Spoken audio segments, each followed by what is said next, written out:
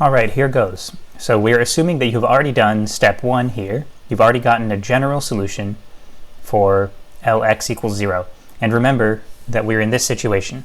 So this is the differential equation you're looking at. Something like this. So any function of t here, any function of t here, any function of t here. And I'm going to write it in this form as a shorthand. Lx equals f, where L is this. So that's the context that we're in.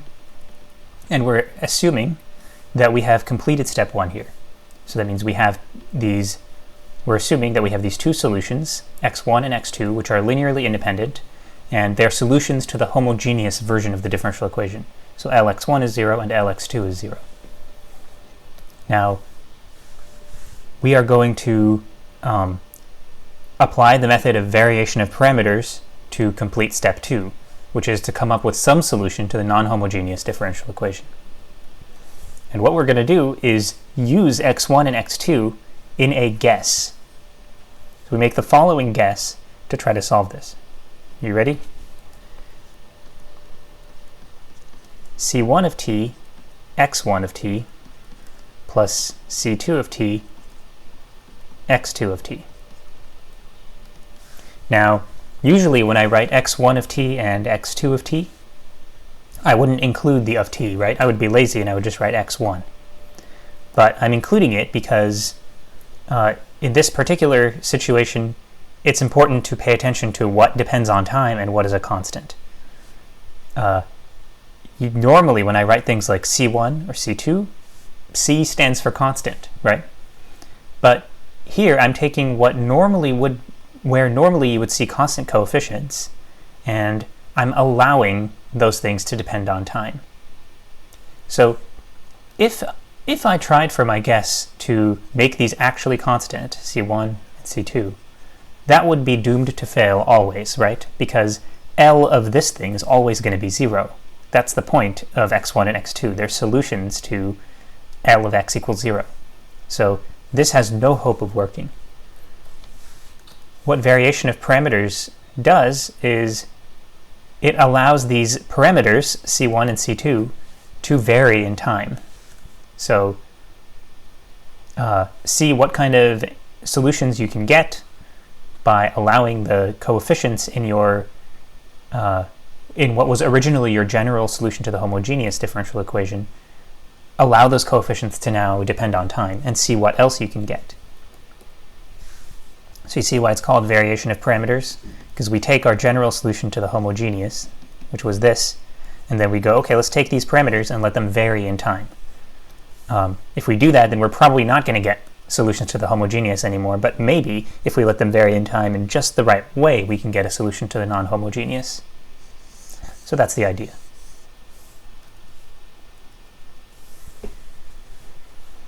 Okay, so let me call this guess x particular, since if we actually succeed in finding C1 of t and C2 of t that make this solve the non-homogeneous, if we actually succeed, then the role it will fill is step 2, our somehow getting some solution to this thing, which we usually call it x particular, right? X general and x particular. Okay, so I'm just following that naming. Now plug it in. So I'm going to put this guess into the differential equation and see what demands that puts on C1 of t and C2 of t.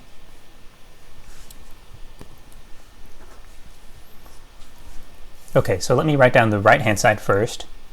F of t. Okay, let me not write of t so that I can save writing, but pay attention to what does depend on time. So I'll just say it. F of t equals L of x of t, which is, and now I'm filling in what is L. So this is L.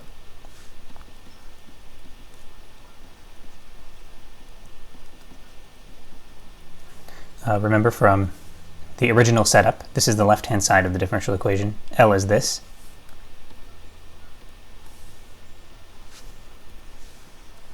And then I'm going to fill in my guess for x. So actually I'm putting in x particular here, my guess. So C1 of t, so remember that it's now a function of t, x1 of t plus c2 of t x2 of t. Okay, and I'm not being consistent. I don't know why I wrote of t here, but not elsewhere. These are functions of time, but if I'm going to be lazy in one place, I should do it everywhere, right? Okay. So then now apply this kind of operator to this linear combination, and we're going to get a bunch of terms. So let me write this. This is going to be a lot. Let me write this in rows. So for the first row, I'll write this apply to these. For the second row, I'll write this apply to these. And for the third row, I'll write this apply to these. So I'll get first row, second row, third row. And the third row is the easiest. It's just going to be QC1 x1 plus QC2 x2. And then, so this is all just one big sum. I hope you're getting how I'm organizing this.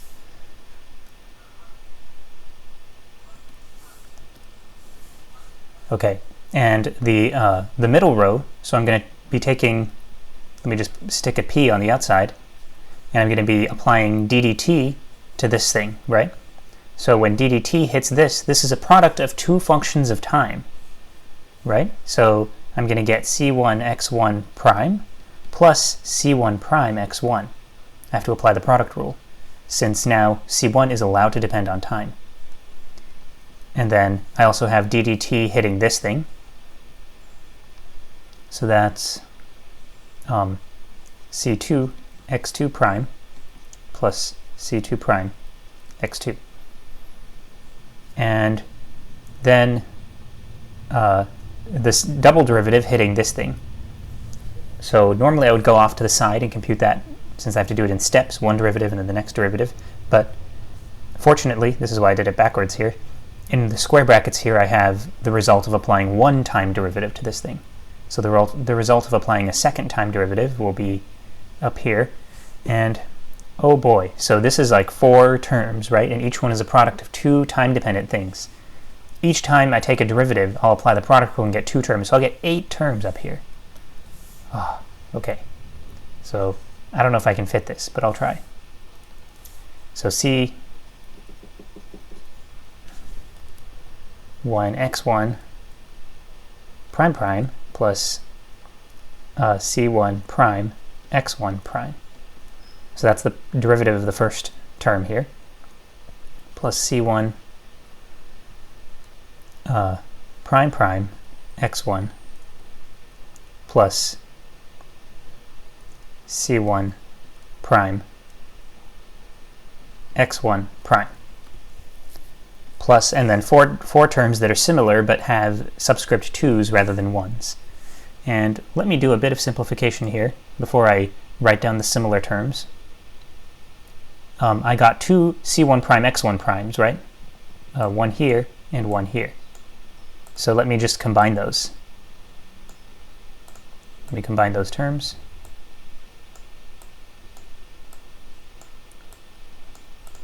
And just put a 2 here.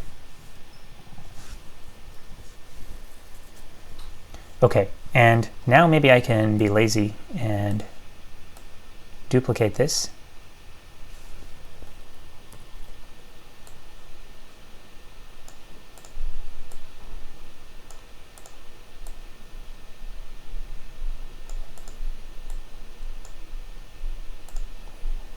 Okay, and let me go ahead and put the plus sign down here.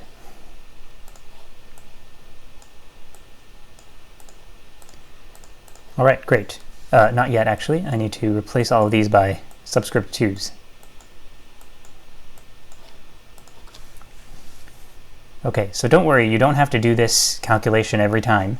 We're going to end up with something at the end which you can use. But it is fun to do it at least once. So now let's start by cutting this down a little bit. Remember that x1 and x2 are not just any old functions, they're very, very special. L kills them, right? L kills x1 and x2.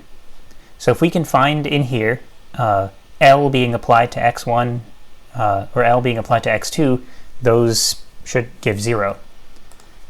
So let's see. Remember that L applied to x1 would be like the left-hand side here, right? Except with x1 instead of just x. So let's see if we can find that in here. So L applied to x1 would be, okay, let me look at it again. It would be x1 prime prime plus p of t x1 prime plus q of t x1. So I've got c1 times x1 prime prime, and then I've got p times c1 times x1 prime. Okay, that's looking pretty good. And then I've got q times c1 times x1. So those red terms, the red underlined terms, if I group them together, what will that group look like? It'll look like c1 times x1 prime prime plus p x1 prime plus q x1, right? And that's exactly what is L applied to x1, which is 0. Or, well, it's c1 times L applied to x1, which is also 0. So the red underlined things cancel.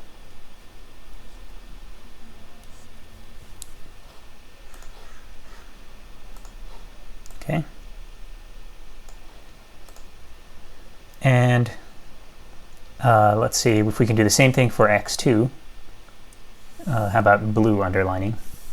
So I've got c2 x2 prime prime, and then I've got p times c2 x2 prime, then I've got q c2 x2. So the blue underlined stuff together is c2 times L applied to x2, right? Which is 0, because x2 is also a so-called fundamental solution. Okay, so the blue stuff also cancels. So after doing those cancellations, let's see what we end up with. Let me pause the recording and just write this out neatly. Okay, so I wrote it out and this is what I got. And it's looking quite complicated, right? Remember, our goal is to find a C1 of t and C2 of t so that this becomes a solution to the non-homogeneous differential equation. And what we're getting so far is that C1 of t and C2 of t have to satisfy this thing, which the problem is it's not that it's too hard of a thing to satisfy, but probably actually that it's too easy of a thing to satisfy. Probably there are many C1 choices of C1 and C2 that satisfy this. I mean, you've got two unknown functions, C1 and C2, and you've got something that's like second order in terms of C1 and C2, right? With the C1 prime prime, C2 prime prime showing up. This is kind of overkill so far. Remember, our goal in completing step 2 is to just somehow get just one solution. We're assuming we're in a situation where we already did step 1. So we just need one solution. We don't want to find all possible C1 and C2 that will make this work. We just want to find one. So what follows is my least favorite step in the method of variation of parameters, which is to impose an additional condition which appears to come out of nowhere, but it turns out to be helpful for making the problem just specific enough, the problem of finding C1 and C2 just specific enough to make it possible to say what they must be. So it just narrows down the possibilities for C1 and C2. So right now, if you could find C1 and C2 that satisfy this, then that would be excellent. You would win. But there are just too many choices here. So here is the way to narrow it down. And I am sorry that this appears to come out of nowhere. It does to me also. So here's the additional restriction. Let's just assume that C1 and C2 are such that this thing is 0. Just assume this thing is 0. So all I'm doing, so this is not a deduction, it's an assumption, so you cannot argue with me against this. It's an assumption, so what I mean is, instead of, it's like part of the guess. right? You can't argue with the guess. It's just a guess. You try it and it either works or it doesn't. So the idea is we're sort of supplementing our guess. Instead of just saying, I wonder if I can find C1 of t and C2 of t to make this true, now we're saying, I wonder if I can find C1 of t and C2 of t to make both this and this additional condition true.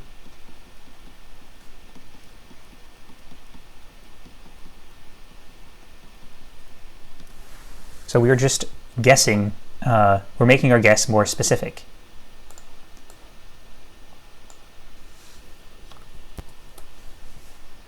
So, and also to make this true. And also to make this thing true. All right, so you can see how that at least simplifies the work here. But the worry, so the part where you can argue against the more specific guess is the worry is maybe this, you're putting too many demands. Maybe it's impossible to find C1 and C2 to make both of these true. And then if it's impossible, then it was a crappy guess and we should not have made this move. But it will turn out to be possible. So wait and see. Okay, so now we're assuming this is 0, and that makes everything simpler. And it actually makes everything even more simpler than it looks like it's doing, because a lot of the terms up here came from taking the derivative of this thing, which we're now assuming is 0.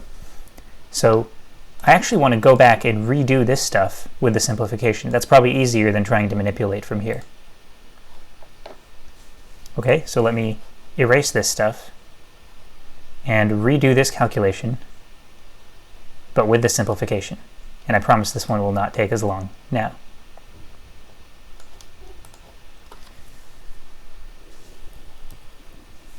So we're going to have, so again, I'm going to split it up into 3 rows. And the last one is still q c1x1 plus q c2x2. And the middle one now is p c1. So here's what it is initially. When you apply the derivative to this thing, is you get these 4 terms, right? c1 prime x1 plus c2 prime x2 plus c1 x1 prime plus c2 x2 prime, because you're applying the product rule, right? But what we are now assuming is that this portion is 0. So we are just killing this part. That this sum is 0 here. Not these individual terms 0, but the sum as a whole here is 0. So we're killing it, that pair of terms altogether.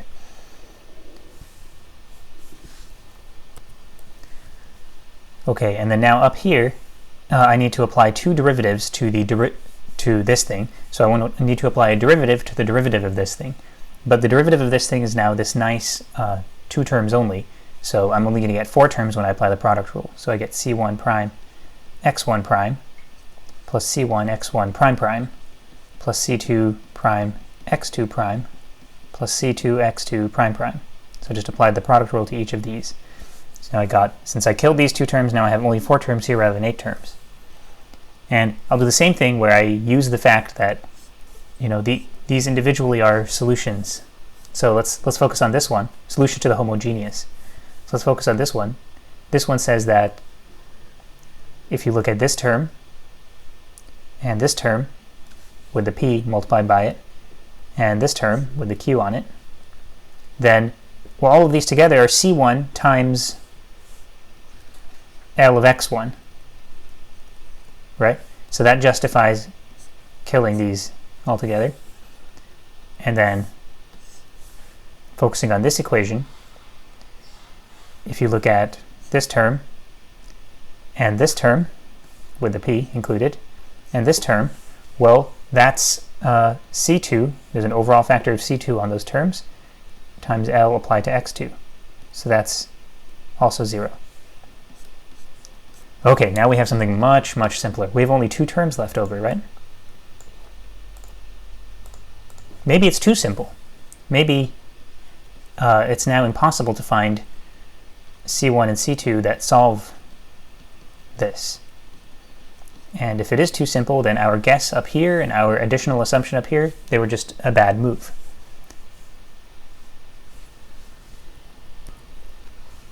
But it should turn out to work.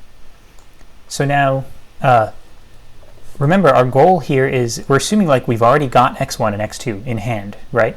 So this right-hand side of this thing, you can figure out what are x1 prime and x2 prime. You just take the derivatives of x1 and x2 and you get this thing. What's unknown here is c1 and c2. That's what's unknown. We actually have two equations involving c1 prime and c2 prime now, because we also have this green one from up here. So we've got this c1 prime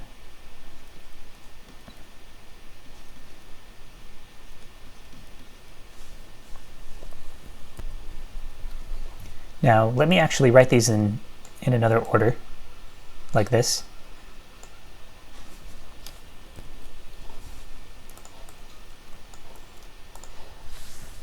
So it's true that everything here depends on time. Like f is f of t, c1 prime is c1 prime of t, x1 prime is x1 prime of t, and so on. Everything here depends on time. But if you focus on any particular time, like fixed, imagine that t is fixed at a particular time, then what are you looking at here? A linear system, right? So like fixed time equals 3 units of time or something. Then you're looking at everything being a number, and the unknowns, x1 and x2 at time equals 3, and x1 prime and x2 prime and f, they're all known. You can just plug in t equals 3 for those. And the unknowns are c1 prime of t and c2 prime of t. So 2 equations and 2 unknowns. This is a linear system. So we can solve, and not for time t equals 3, but for arbitrary fixed time. So just imagine that t, just the variable t, just hangs around while you're solving. So we can write it like this. We can express it like this.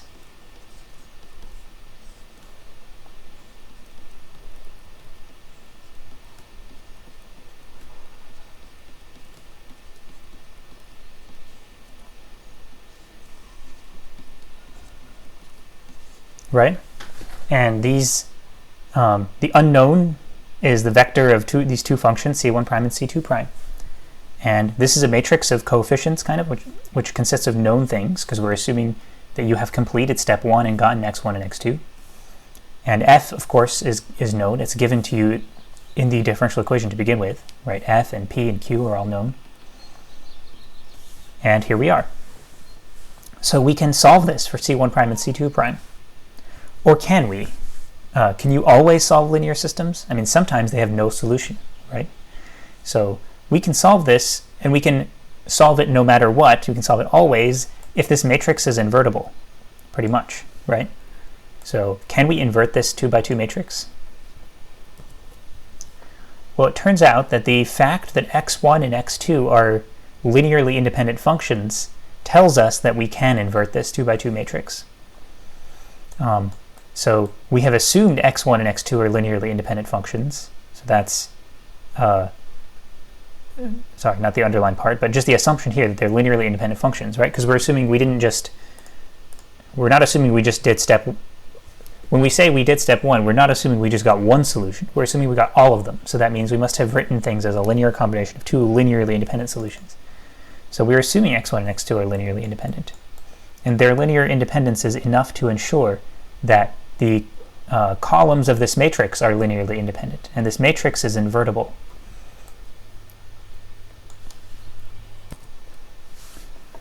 Now, to be clear, am I saying it's invertible for any time t that you plug in? So these are all functions of t, 4 functions of t here. Am I saying if you plug in any t, it's invertible?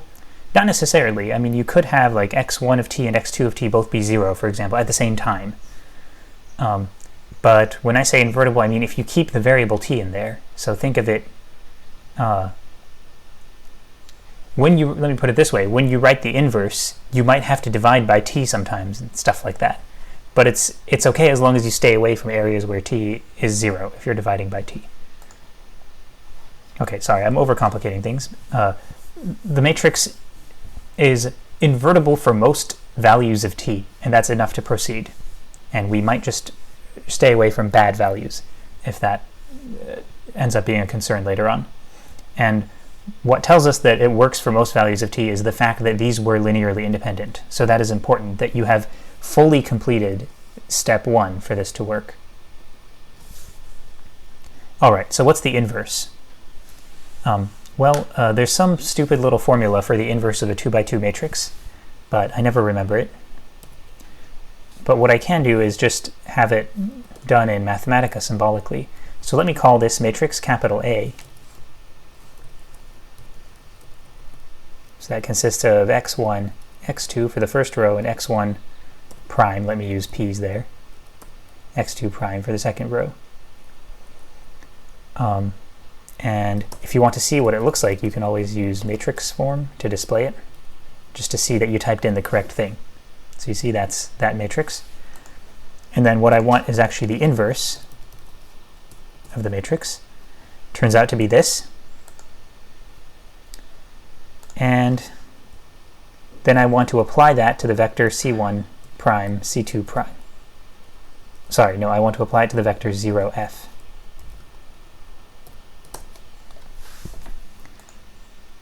There. So this is the result. So I'm basically, let me just write it out.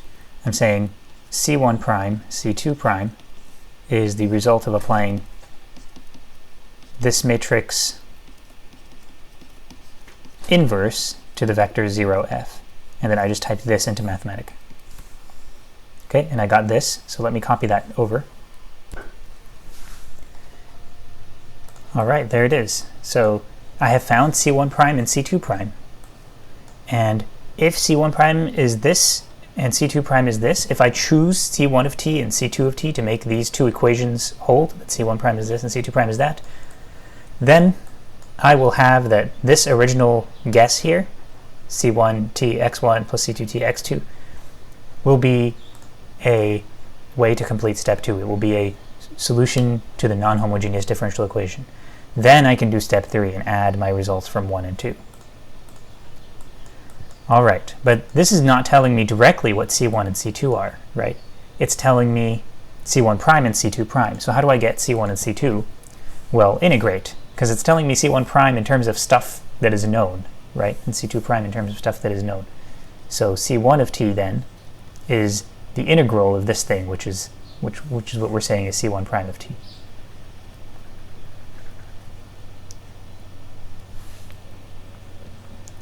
And this thing you're seeing in the denominator repeated, this is actually the determinant of this matrix.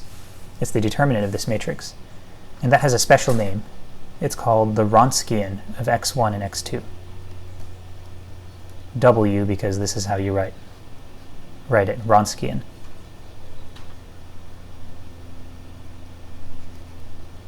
So integrate dt.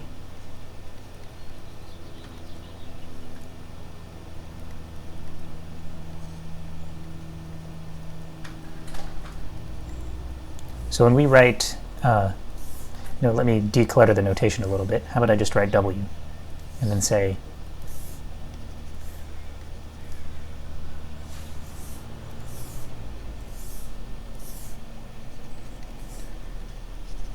where W is this thing. So this is something that it might be 0 sometimes for some t's, but for most values of t, it's not 0. Usually you're not dividing by 0.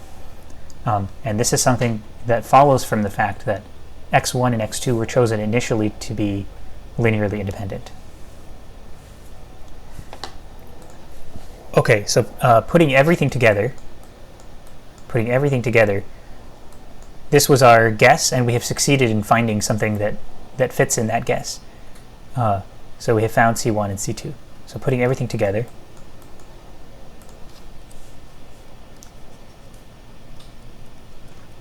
here's the solution that variation of parameters provides.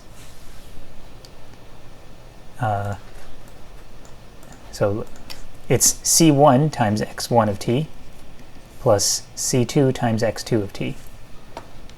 And here's c1. Okay, I didn't put nearly enough room there. So here's c1, and then here's c2.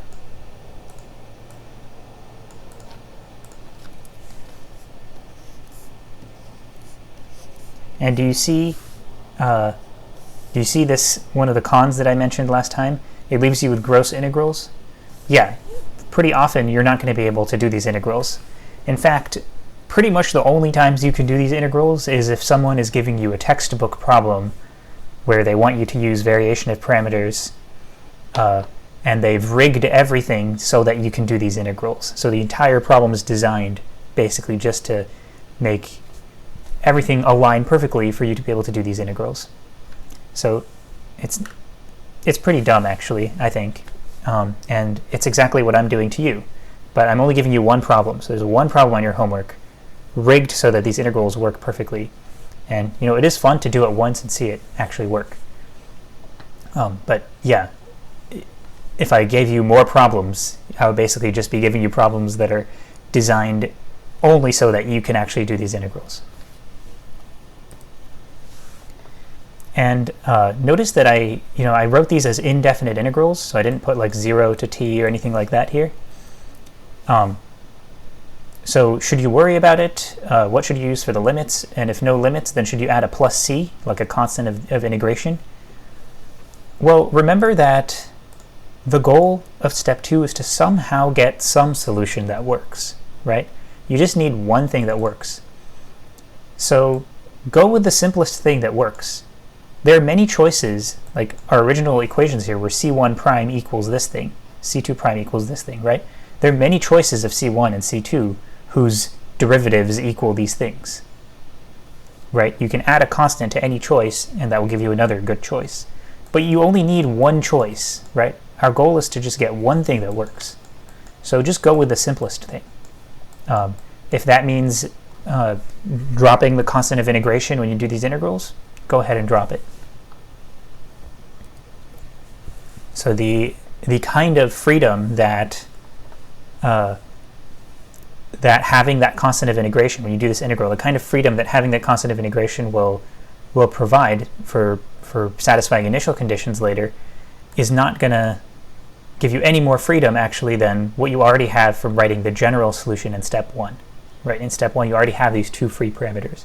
So you don't need more free parameters in step 2. Okay, so what we've done here is complete step 2.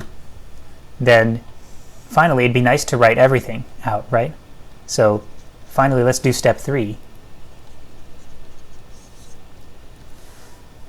What would step 3 be is add them, right? Add the general solution to the homogeneous and the particular solution that we got using variation of parameters. So x of t equals the general solution. So normally I would write c1 x1 plus c2 x2, right, for the general solution, but that will be terribly confusing. Even though c1 and c2 are not being used in the particular solution, they were used in this calculation. So that would just be a bad idea. I'm not going to do that. I'm going to use d1 and d2. d1 x1 plus d2 x2. And by d1 and d2, I really mean constants. These are legit constants, not secretly functions of time. Plus, now I can write c1 of t x1 plus c2 of t x2, where c1 is this thing in brackets and c2 is that thing. Or I can just write it out. And there it is. There's your 2 free parameters, d1 and d2. There's your general solution to the non-homogeneous differential equation.